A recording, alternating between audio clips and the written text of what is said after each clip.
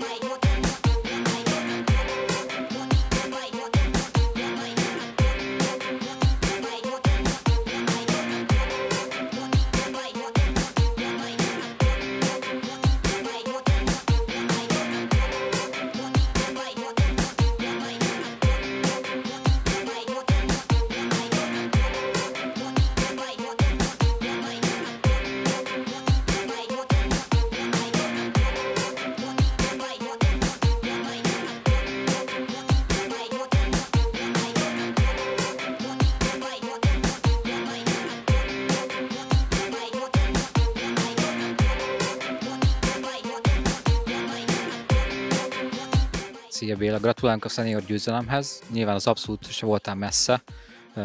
Hogy értékeled a mai napot? Hát végre nem szétrugásba lett helyezésem. Ugye az első két fordulóban a szétrugásba sajnos nem tudtam úgy teljesíteni, mint ahogy most ma.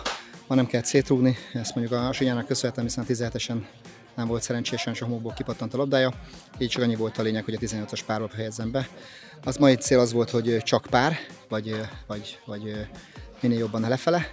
Azt tudtam, hogy a -6, -8 körött van az első, hiszen aki már bejött, az már -8-on volt, -6-on volt.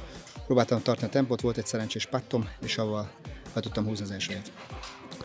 Itt lassan közeleg, ugye május végén lesz a Magyar Open. Milyen céljaid vannak az Openre?